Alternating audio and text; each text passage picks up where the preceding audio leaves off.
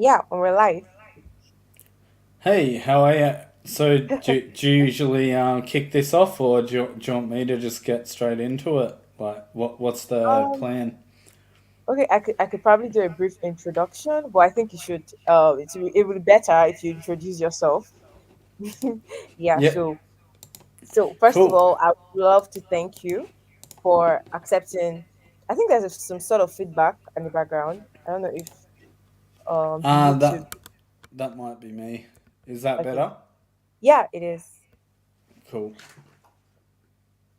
So as I was saying, I would like to thank you for agreeing to be on this live today and agreeing to speak for one of the DLS events. We usually host these events bi-weekly, and we reach out to DevOps engineers, we share their tips with the community, and I'm really excited. I'm so grateful that you agreed to come on this live. It's really a good, you're really doing a good thing for us, because the community is just starting and we have a lot of newbies, beginners, intermediates, and a lot of persons looking for knowledge, and we don't know who's going to watch this video, we don't know who's going to have access to this video, and we don't know who your knowledge is going to help. So thank you so much for giving back to the tech community.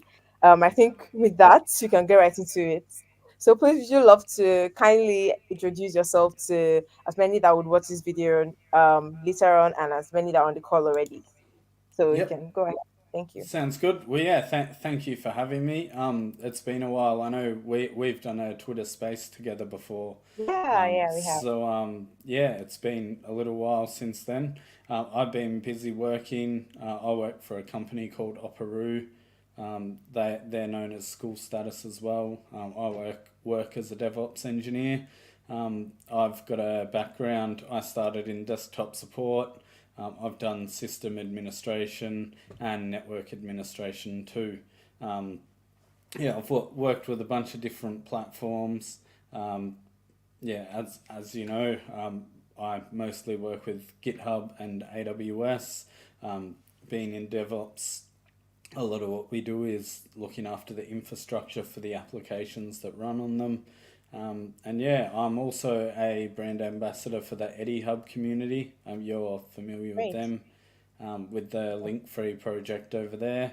And I also have that book. I haven't actually updated it for a little bit, but Linux for Pirates, which Wow. is just a basic Linux book Great. for sort of mostly DevOps oriented stuff. So yeah, Nice. today we can have a look at the basics of Git and GitHub and AWS. And if I don't know what sort of time frame do you have for these? An hour or less, or an hour and Okay, 30 awesome. minutes. Fine. Yeah, well, no, that's all right. It might be a Yeah. bit shorter than that. I tend to go pretty quickly. But I've got a small demo of Ruby on Rails project which we can demonstrate setting Okay. up an EC2 instance and deploying it onto there. So Nice. Nice. yeah, I'll share my screen and get started. Okay, great. That would be great. I think I wanted to ask if you could share the link to your book, or is there a way someone else could access your book? Yeah, I can share that actually. If you go to it's the domain's link free, so linkfree.io, and then forward slash my social media handle is Loftware. Yeah. So yeah, that's just what it is everywhere. Besides, I Okay. think maybe one or two that I don't even use anywhere anymore. Um, Okay. so yeah, just let me get this started.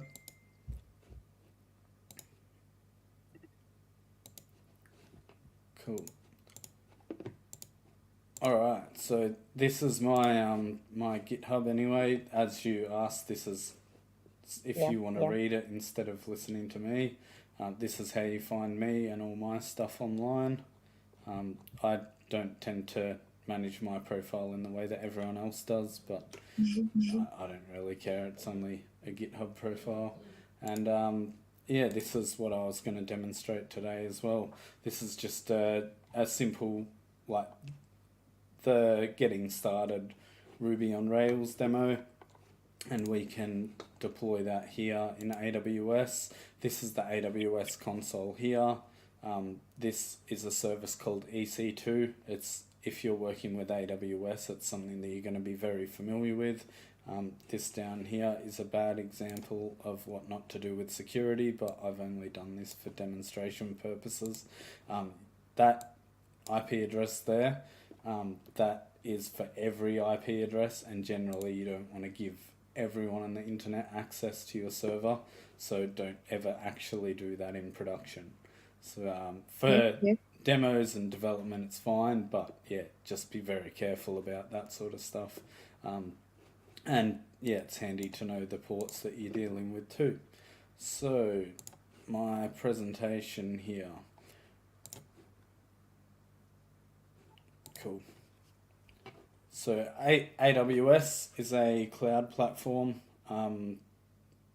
Just trying to think the best definition for it. Platform as a service or infrastructure as a service or whatever they want to call it. But there's lots and lots of services that have added up and evolved over time. The main services you'd be dealing with in DevOps are services called EC2, which is virtual machine type stuff. S3 is simple storage. I don't remember the actual complete definition, but that's file storage. They've got RDS, which is a database service, and a bunch of others that you don't need to remember them all. You tend to just work with the services that you're actually dealing with. So DevOps is a concept that probably has a million different meanings by now. It started off very well intentioned when systems were a lot more simple. There's some good definitions online. One that I like is a company called Atlassian. If you Google their definition of DevOps, I'd really recommend reading that, because that has a really good definition of what it is. As you can see here, you've got your operations, which in the olden days of tech, like if you worked for a company, you needed a lot more people. I come from an operations background, so I was the person with hardware servers, making sure everything was installed, and a lot of what I did was very procedure based, and I wasn't allowed to stray from the procedure.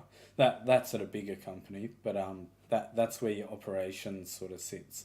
There, that's the production of your application, and there's a team of people that will generally manage that. Development is the people that are typically putting the application together. DevOps is the aim of combining those, and the teams really work together. The idea is to break down silos. Everyone can do everything, and it's about empowerment and being able to move quickly. It's a real culture that the entire company has to adopt.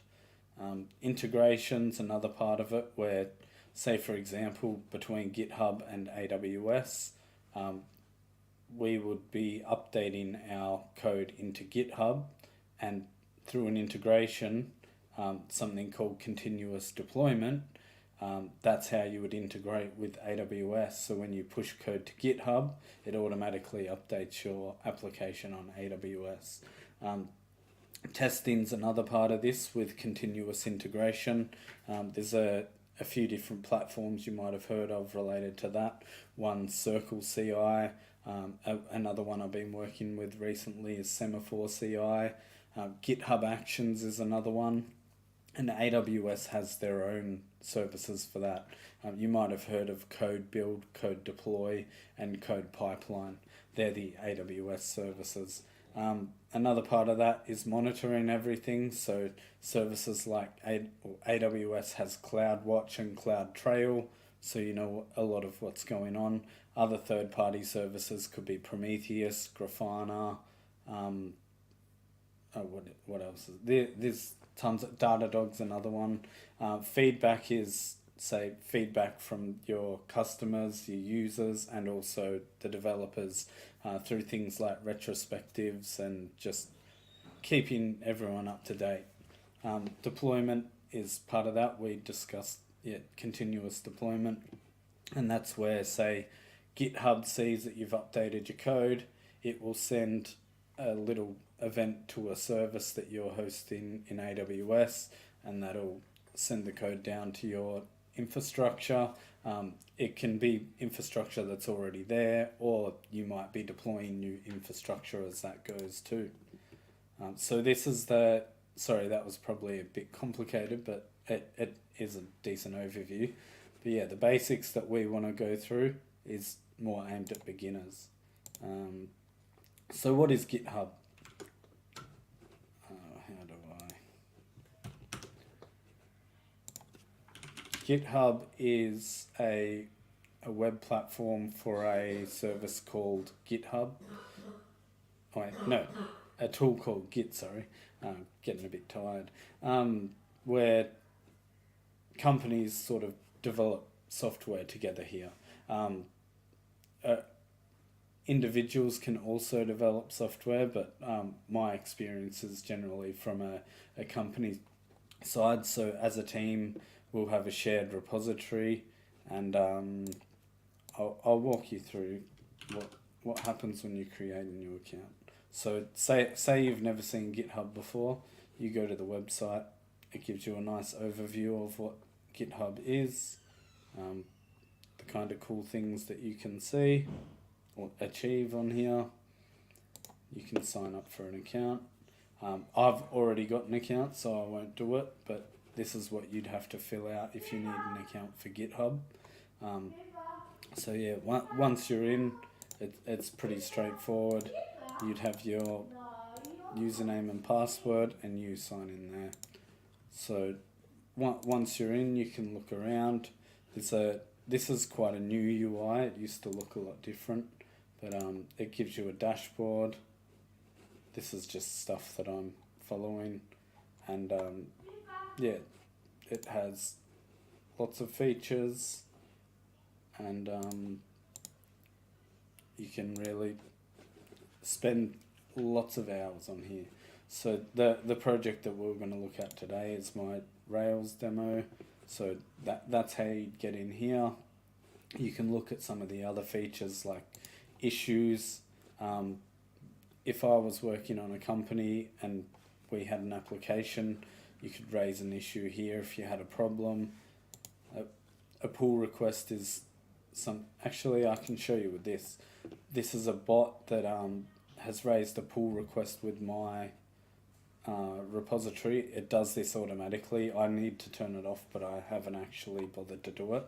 I don't want to let this in, so I'll just close this here, and I can delete that, and at some stage in the future I should really figure out how that goes. So this is the web part of Git. If you were to be using Git on your computer, if you're using it on your computer, you're more likely to be using it this way. So Git is a command line tool, and it has lots of commands. It looks intimidating at first, but these are actually really little clever things that are good on their own. So you can look up the documentation, Git init docs. And if you're ever lost, you just do this, and this will tell you all about Git init. So you don't have to learn it all at once, but it's useful to know Git. If you're going to be working as a developer or in DevOps, you're going to be working with Git quite a bit. People will sort of expect you to know this stuff. So that's Git, the tool. And if I want to use that with GitHub, instead of remembering how to do all this, I just keep a cheat sheet.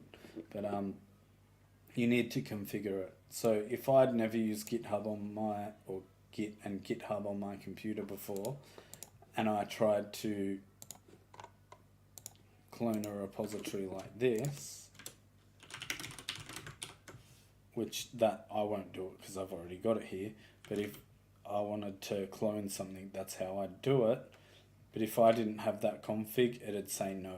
I've already configured this system, so I don't need to do it. I just keep that so I can copy and paste it if I ever need it. You can do the same. I've got some common things that I need to look at as a reference from time to time, and yeah, just change it to your details if you want to copy this. A next important thing for GitHub is SSH keys.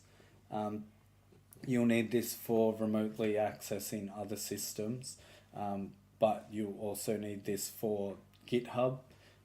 If you don't have a key, you want to run this, but change. This is called a comment, and I just put my email, so when I share my public key with people, they can see whose key it is, and it makes it easy to distinguish. So, for example, I'm able to share my public key because that's a very safe thing for me to share. You can actually go to GitHub and go Loftware, is it dot keys? No.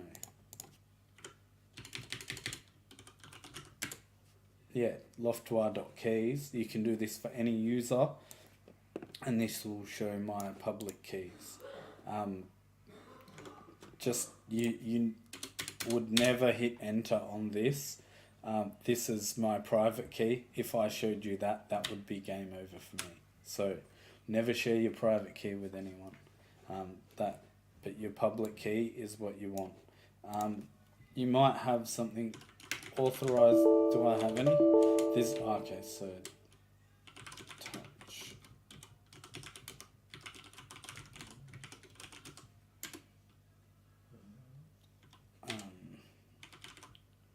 I hate people aren't going to like me for using Nano. So if I wanted to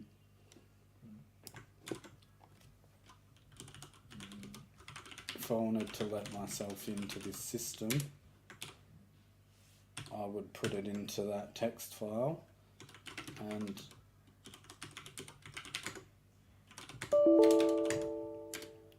that's my public key in there.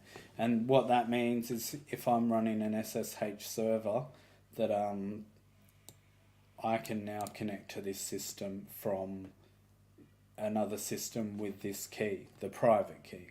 So that's SSH keys. It might look a bit complicated, but after you've done it a few times, yeah, you get the hang of it. So after that, another important one, I won't actually run you through doing this, but GPG is another way you can sign things. GitHub has these things called verified commits. If you want that, or there's a requirement for you to have that, you can actually set it up this way. I haven't set it up on my account, but it takes quite a while. I know when I was figuring that out, it took me ages to get going. So I won't drag anyone through that, but the URL for this is up there, and if anyone wants to use this for their own benefit, I keep it there on GitHub. So next, after that's basically GitHub anyway. Actually, I'll clone this so we can.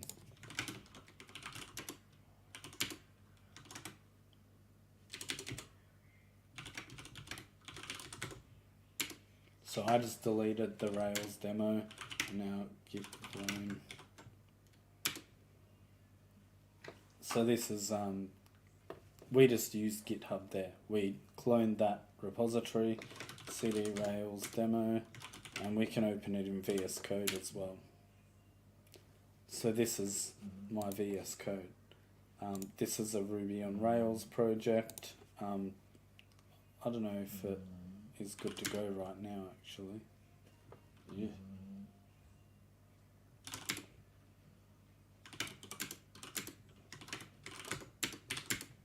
That was weird. I pushed ls in that directory. That was a little bug there. Alright, so bundle, this is a Rails thing. Yep, Rails, yes. So I can open this in here. and this is running on my local machine. So we've got Ruby on Rails running here. So when we're ready, I'll get up to that. I may as well just use this in here. So Amazon Web Services. That's Amazon Web Services. Their page is probably the best place to start. So let's see what they have to say. So this is basically, if you don't have your own computers, you rent AWS computers. They basically have a service for everything. Lots and lots of businesses use this, and there's lots and lots of opportunity as well. It covers basically everything you could ever need and anything you can think of. I have never actually been able to get through all of the they have product categories because there's just so many products in here. I don't know if that's all of them, but there may be 239. The big ones you'll see are EC2. This is what we'll be using today.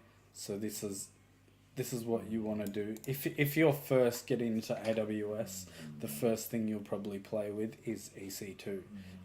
It's in the free tier as well. So if you sign up for an account, I'll show you what it looks like. I won't sign up because I've already got one. But yeah, just once you've created an account, I'll sign into mine. I am already in it. This is what it looks like. I don't actually use this account for anything, but you can customize what your console dashboard looks like, what your main services are. So this is how you'd find EC2. You can start. Actually, I should set this up with what I'd actually use. So I'd start RDS, VPC, and IAM. These are the main ones that you need. So already, this is where you can choose your region as well. I live in Australia at the moment, so I choose Sydney.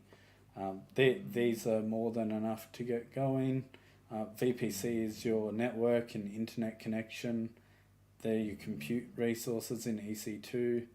S3 is your files and your storage. CloudFormation is something else. We won't go over it, but it's like templates for other infrastructure. RDS is databases, and IAM, we'll actually cover this. This is your roles and permissions. So if we wanted to create a more secure way of doing things, have our user management, it's quite similar to Windows and Active Directory. I'm pretty sure they use what's called the LDAP protocol. So this is one that you'd be needing to know as well. Hopefully that doesn't matter if you know my account. Whatever, I don't use this anyway. I do have something running in EC2, which is for this Rails demo. I'd already set it up. So in AWS, if we needed to create a new machine, you'd click on this Launch Instances button. You can call it whatever, my Rails web server. Ubuntu's an easy one to get going with, so you can do that. If you don't have keys, you can generate new keys here. Test keys. This saves you from having to generate them the other way. This is the format that we want because we're in a Unix and Linux environment. PPK is what you'd use in Windows if you're using something like PuTTY. So we want it this way. Create a key pair. We can download it here. But yeah, I won't actually set them up. What is it? LSLH. If we had it, I can't spell. I made a glitch before. How dumb is that?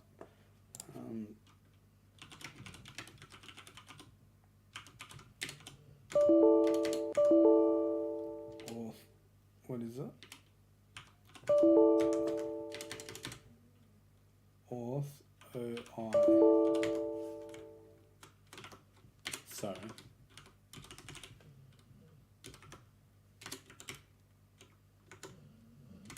Cool, get rid of this. That was a mistake on my... Oh.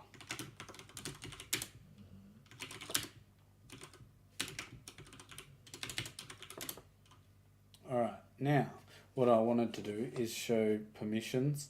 If we copied the file into this folder, you can do that however you want.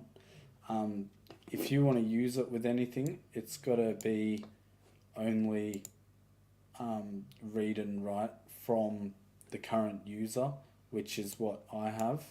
See how these lines are here? That means this is, if you've ever used Windows, that's the same as a Windows group, that second R. And this is for, what is it? I forget what they are actually. Let's look it up. I could have been completely wrong.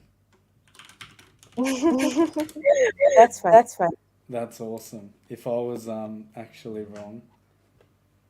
Usually in my shell it usually shows me, but I blew this away a while ago because these are usually different colors. But these are explained. Alright, so user group.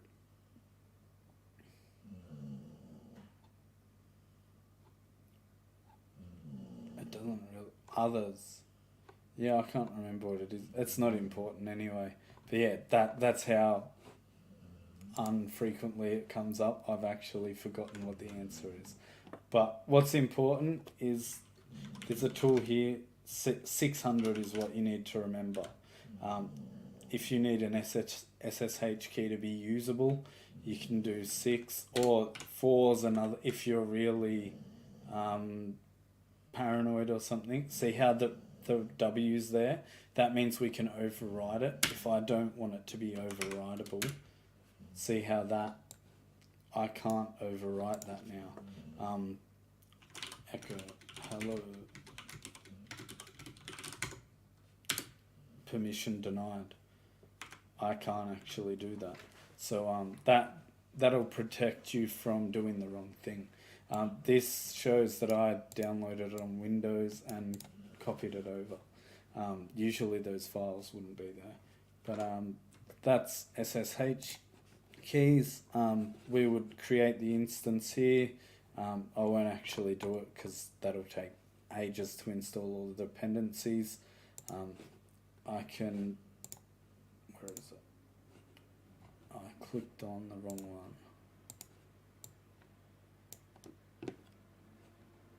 So EC2, I just need the IP address.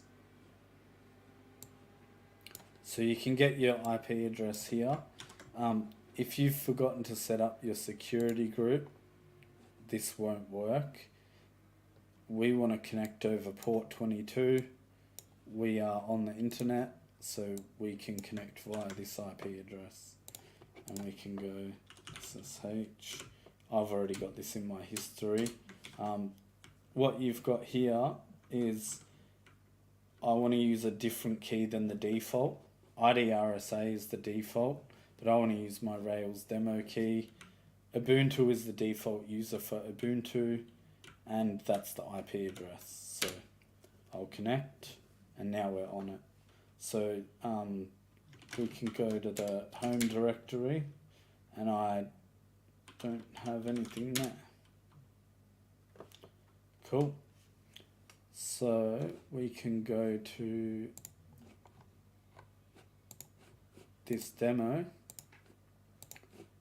that we have. So this is our EC2 server. We can git clone this. You have to set up the keys on here as well. I've already done that. So that works. If we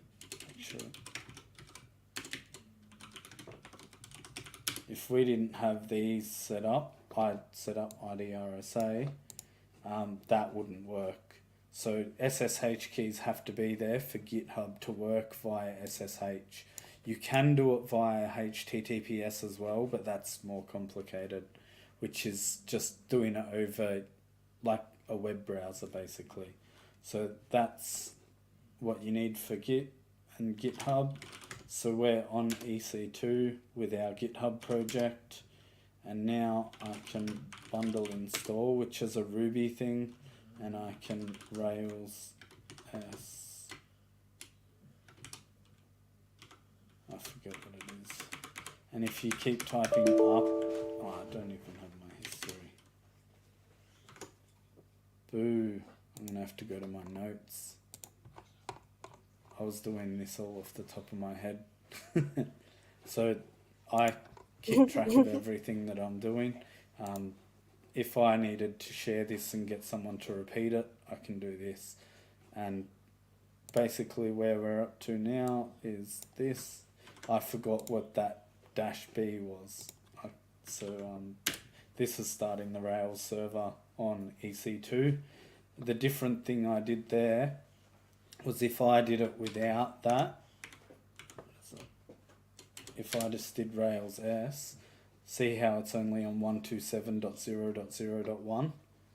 That means I wouldn't be able to connect to it from my computer. 0.0.0 is what you need for it to be available to everyone. That's like every network on your system. So we want this, and we can go back to EC2, copy the IP. Because it's on port 3000, we have to access that, and that's our Rails working on EC2. So that's a quick demo of how you would get to or deploy from Git and GitHub onto EC2.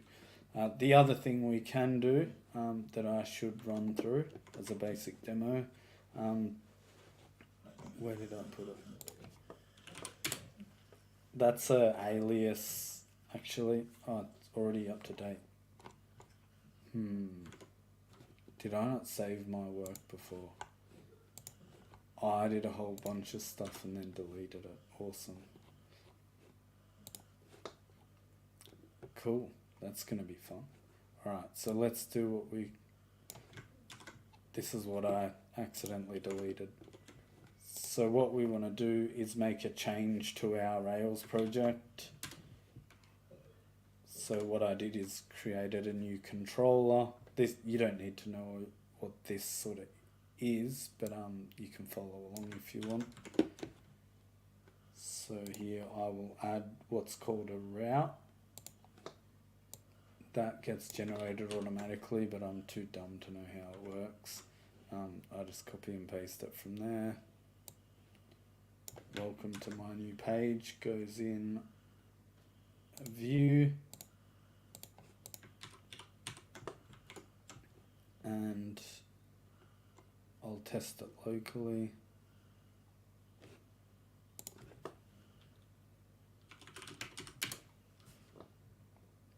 Okay, I broke something, cool. My routes, I did something wrong. I left that off. Rookie mistake. And I can open up locally. So this is the one on EC2. If I go to demo, it'll tell me, no, sorry, you can't do that. If I do that here, welcome to my new page. So that's what we did. That works. This is a VS Code Git integration. I actually don't use Git from the CLI as often as most others. So update demo with new page. Oh god. So we can do that. Sync the changes. So this is when I created it 4 hours ago. If I refresh the page, you can see the new changes. So we know it's in GitHub. you can get the link if you forget it there. They're the different methods. I just use SSH, and we can go back to our, where is it? Yeah, so we're in our Rails demo, and git pull. Cool.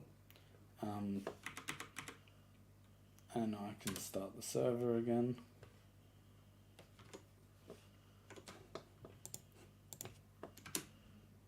And now that works on EC2. That part there that we did here, that would generally be automated by continuous deployment as well. So you wouldn't have to manually do it when you updated code. Usually when I update it to GitHub the way that I did, it would trigger an event that lets the server get the new code. So that's the basics of how a web application works on EC2 with AWS and GitHub. Let me see what I missed anyway. Yeah, so Git workflow, which you saw, I cloned the repository.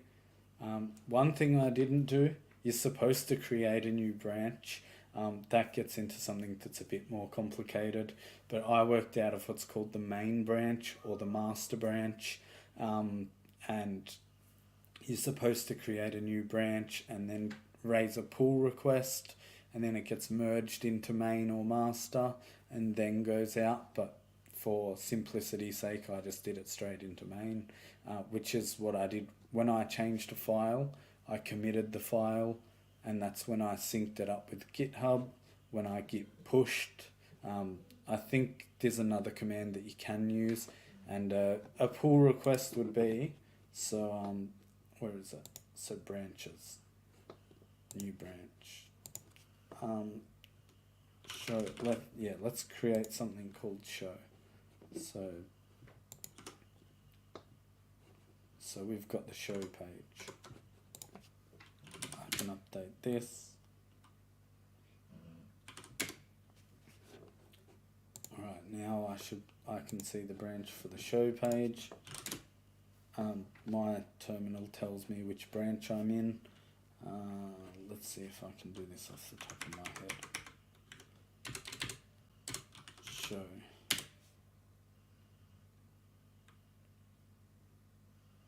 Oh. Huh? Controller pages. Ah, nice.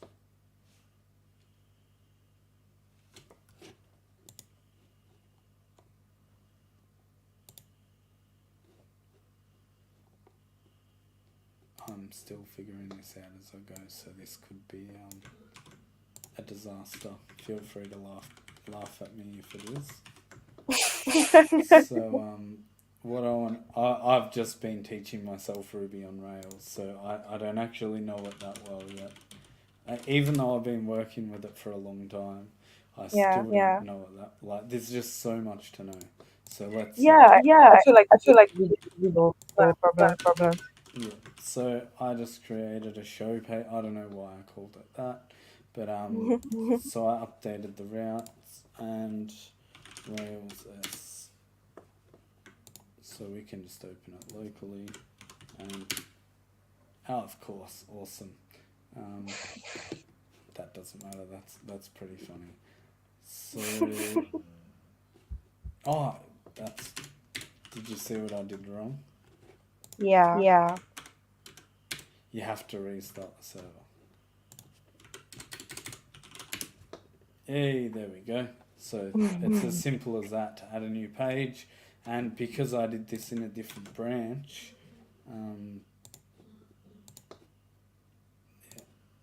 add show page. Send that up to GitHub.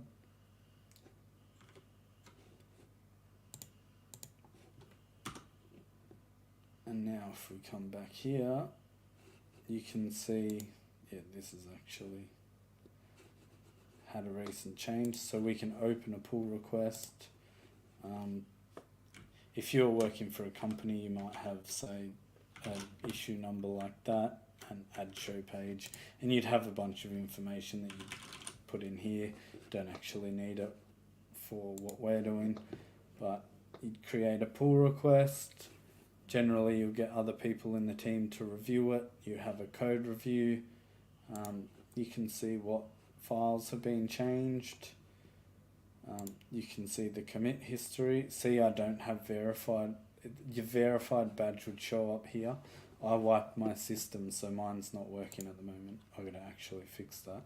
So there's no issues. If you had something called continuous integration set up, you'd see it running here. And then if we were happy and all the tests passed, you might have code coverage here as well. We can merge this pull request. You can choose a different way of doing it. I'm not smart enough to pretend that I understand if it's better or not. I just do it this way. So I'll merge that. And this is how it goes into main. So we just did it properly then. Instead of working straight out of main, we created a branch and we made the change. Because it's changed here, we can git pull here, start our Rails server again, and wait, that's the local one. Now show should work here too.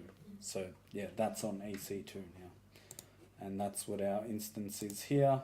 And that's just a basic overview of, say, a simple DevOps thing you might do. You'd have to consider a lot more when you're dealing with a proper application, but the basics are there. And yeah, you might have more complicated systems. Say there's one called ECS, which is a clustered container service, and you've probably heard of Kubernetes before as well, which is Amazon's EKS. So if you were working with Kubernetes, you would probably use EKS. So yeah, that's the basics of DevOps and AWS. Integration, I've already shown you that anyway. That's just a diagram. This is actually for a Docker one. I brought up ECS before, or EKS.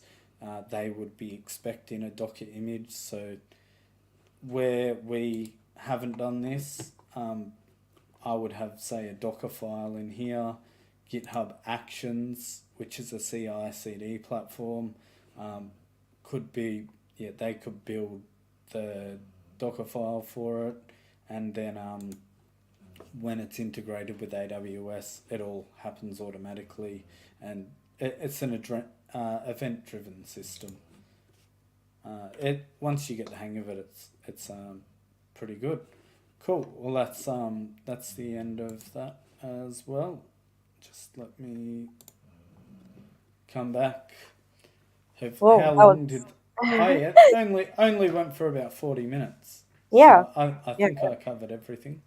yeah. It was quite impressive actually. Like you were able to like manage the time and still share a lot of knowledge with us. There's some questions in the comment section. Can you see the comment section from your end? No, I can't. Actually, yeah, I can. I just had Okay, to cool. change tab. Okay, cool. So that's a lot, I guess. He's asking what's the difference between fully managed and unmanaged in layman terms. Hold on a sec. I need to. Fully managed and Okay, cool. Now that's a really good question. Unmanaged means that, say, if you have you heard of Kubernetes? Hopefully he's still there. If he hasn't heard of Kubernetes, then this is probably not going to be as good. But Kubernetes managed service on AWS is called EKS, but I can also go and create my own Kubernetes cluster, and that would be an unmanaged Kubernetes service. If I did that, I would need to be prepared to manage everything about my Kubernetes cluster. AWS's EKS is a lot more opinionated, and you basically are just deciding, yeah, AWS know what they're doing. I'd rather go with their systems than try to do it myself. So I prefer in an instance like Kubernetes, I would much prefer a managed service.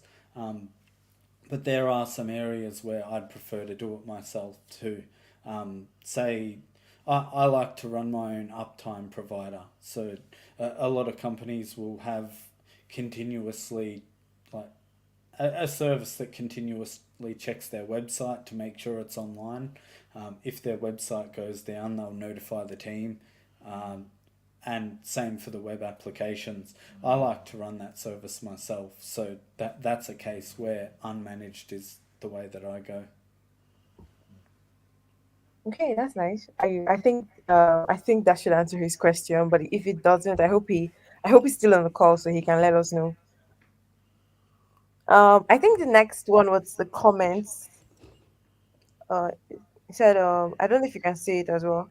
Oh yeah, the chmod 777 comment. Yeah. Yeah, only do that in your own area. Like yeah, that's a dangerous one if you've got a shared Linux system because that means that every file on your system is accessible and overwritable by anyone on like any other user can overwrite your files. And 777 gives an extra special one. So if it's a computer program, they can run it too, which is even more dangerous. So that's one that you've got to be very careful with.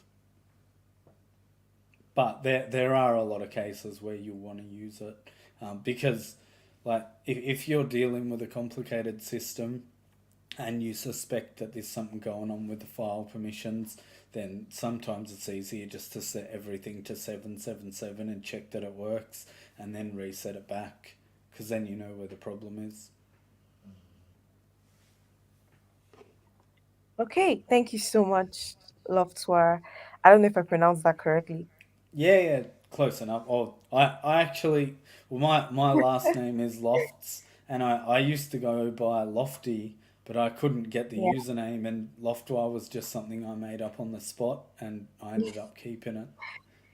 Oh yeah. I think you use more use Loftware more than Dean, I guess. Yeah, that's well, just that. I used to be in the Navy as well, and Oh. everyone used to call each other by their last name. Like I almost forgot what my first name was after being in for a while. Like someone would call me by my first name, and I wouldn't even respond to them. Wow. So if you've been in the Navy, you'd know what I'm talking about. Oh, I haven't been in the Navy. I don't think I'll It's ever be in good the Navy. fun. Wow, wow, that's impressive. That's really impressive. Um, yeah, I think we've come to the end of the event. Thank you so much, Loftware, for Thank you for sharing your having me. knowledge with us. I was a bit Yeah. tired, so hopefully I didn't make too many mistakes. But No, yeah, it's thank you for fine. having me. No, it was actually great. Thank you so much. It Cool, was really great doing this with you, and I'm looking forward to doing this in the future. Like, yeah, cool. probably Well, in yeah, person. Yeah, at keep it events. up, and yeah, it was good to see you again. It's we'll have to do it sooner rather than later next time. Yeah, hopefully. Okay.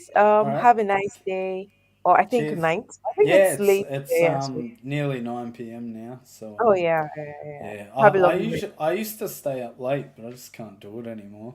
I think getting old. But Oh yeah. Sleep is very vital, so please try and all right. rest. Well, yeah, good Yeah. to see you, and I'll catch you next time. And yeah, Yeah. thanks Bye. everyone for coming. Yeah. See ya. Bye.